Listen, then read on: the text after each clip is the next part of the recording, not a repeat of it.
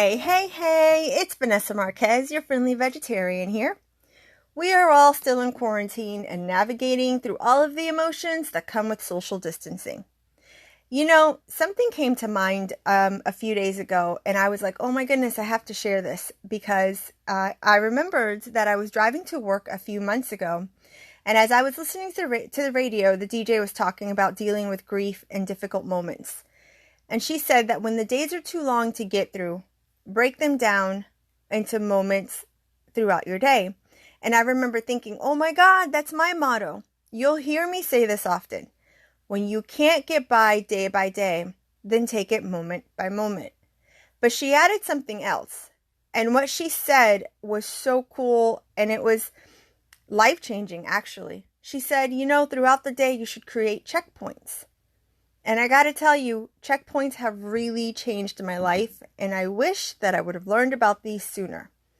You are listening to the Skinny Podcast, and this week's episode is about checkpoints, dealing with grief and getting through the hard days.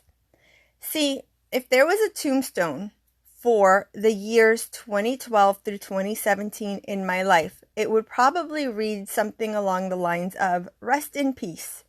Life tried to take her out, destroy every sense of her trust and self-worth, and make sure that she never survived the lies and betrayal she never saw coming. It all started with one of my friends passing away unexpectedly. I was by her bedside in the hospital and watched her slip away, unable to do absolutely anything. 1 month later, I would find out that my father was diagnosed with cancer. A year later, I had lost both my father and my uncle to colon cancer. A year and a half after that, my marriage ended. And 3 months after the divorce was official, one of my cousins passed away in a motorcycle accident. And throughout the past few years, I have learned some pretty ugly truths about my marriage, things that I had no idea had happened. I learned to get through some of my darkest days by maneuvering moment by moment. After my father passed away from cancer, it took me a few months before I felt like I wasn't living in a quote-unquote cancer bubble. Some days were too hard for me to get through, and mentally, I needed to process smaller amounts of time just to push through and find solace. Some things in life are just too painful to deal with, and losing someone you love is one of those. But also, losing someone you love and having to watch them suffer before they die is excruciating. You also learn that you have to be careful who you share information with. Within the first few months after my father had passed, it was okay to be, quote-unquote, grieving. But people seem to think that after a year, you should be over it and have moved on. I seem to think that these are the people who, 1, have never lost anyone close to them, 2, they are people who shove their emotions so far away and never deal with them, or 3, I just can't explain it, to be honest with you. Because the truth of the matter is that grief strikes at any given moment and without your permission to do so. I'm grateful for distractions. I had a fun job at the time as an event manager, and I had the opportunity to travel quite often for work. My roommate was also pretty good about checking in on me and making sure that I was doing okay. But no one is there with you when it's nighttime and you're in bed alone with your thoughts. Or during the day when memories and thoughts come flooding through, and sometimes you just don't even know what to do with all of them. I remember walking through the malls and just looking at everything. I needed a distraction, and if you know me personally, you know how much I hate window shopping. I'm a grab what I need, pay for it, and move along. Like, let's go. But it became my escape when I didn't want to be home thinking about how my life, as I knew it, was falling apart. I remember the first time that I admitted that my ex and I were separated to an old coworker. There was this indescribable sense of sadness. One of my dearest friends explained to me that I was grieving the end of my marriage. I had no clue you can grieve a marriage. She explained that what I was grieving was the loss, and that made sense to me. I was also grieving my dad's death, so there was a lot to deal with. Grief, sadness, anxiety, they all rear their ugly heads at any given moment. Some days, as soon as I opened my eyes in the morning, I felt a sense of panic. And you know what? Sometimes I still do. Like you feel like nothing is ever going to get better or that you'll lose everything that matters. I still had to get up though and go to work like a functioning adult. On those days, in the past, I used to think or just wish that I can just close my eyes and that it would all just go away. But it just doesn't.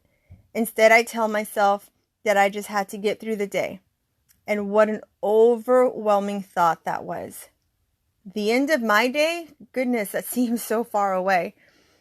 What about the days when you're doing okay and all of a sudden, out of nowhere, you're suddenly stricken with grief? Tears would just well up in my eyes, and I just had to deal with this unexpected emotion. This is not always grief. I mean, it could be anything. It could be anger, resentment, whatever it is that you're going through in your life, or, dare I say, unresolved issues. This is where the checkpoints become such an invaluable tool. And since I've started using them, they have made such a difference for me. See, a checkpoint, those are moments throughout the day that you check in with God and share what's on your heart or your mind. It could be about anything, really.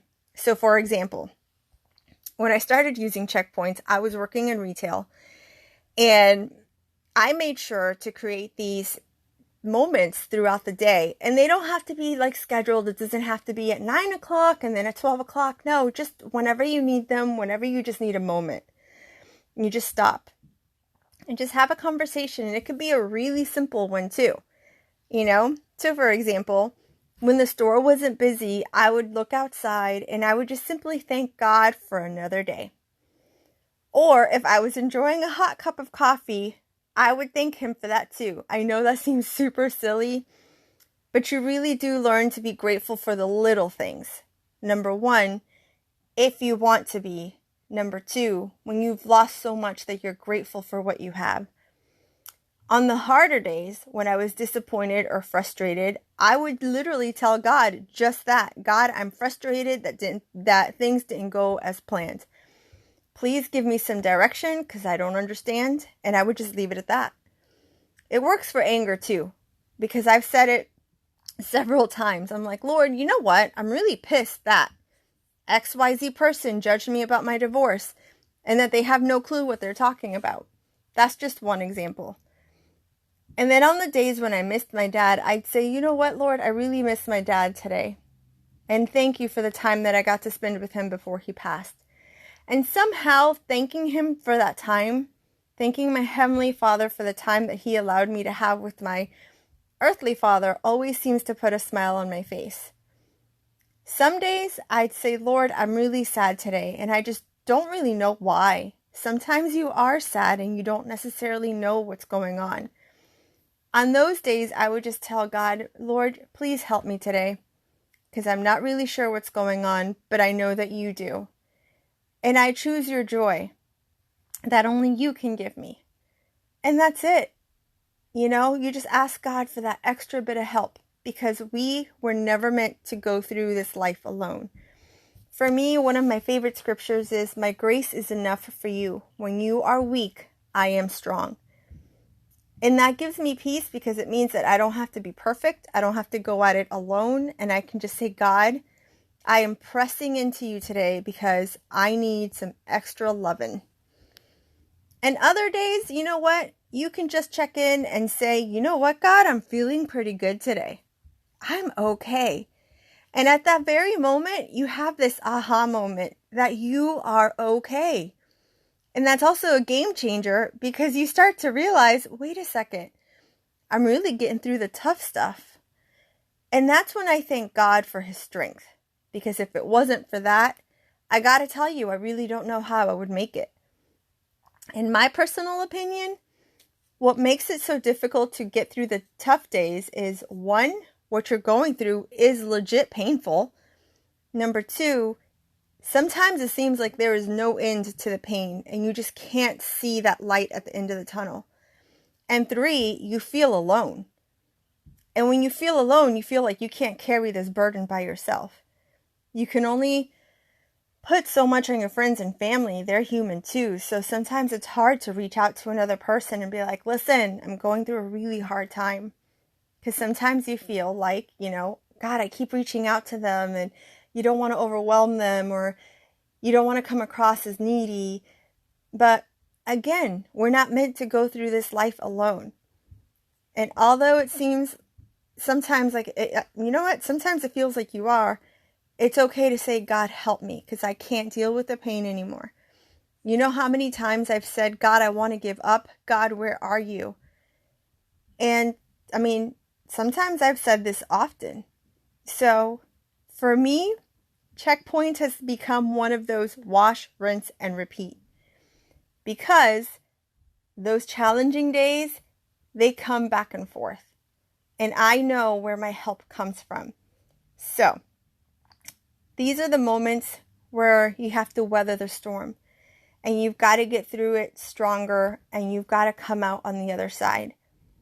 But by creating these checkpoints, you don't have to do it alone. You don't have to get through an entire day alone. You can actually just say this prayer and just release what's on your heart and your mind. Like I said before, there's no set time to do this, so don't put that pressure on yourself. And sometimes, for me personally, I realized that I would say a prayer at 9:00, and I wouldn't have a checkpoint until 4. And that's okay too. Some days you'll need it more than others. You'll realize that you're getting through the day or the moments, and that you're not alone. Checkpoints have definitely become the norm for me. I hope that this helps you to get through your difficult days as well. If you like this episode, please like it and share it with your friends. Oh yeah, and don't forget to subscribe, because I post a new episode every single week. Thank you so much for listening to the Skinny Podcast. I love that you guys are here, and I appreciate the love and support that you've given me. If you want to work with me directly, if you have any questions, or if there are any topics that you would love for me to discuss, you can either leave them in the comments below, or hey, shoot me an email at whattoeatclub@gmail.com. Thank you so much for listening, and I hope that you guys have a wonderful, wonderful, blessed week.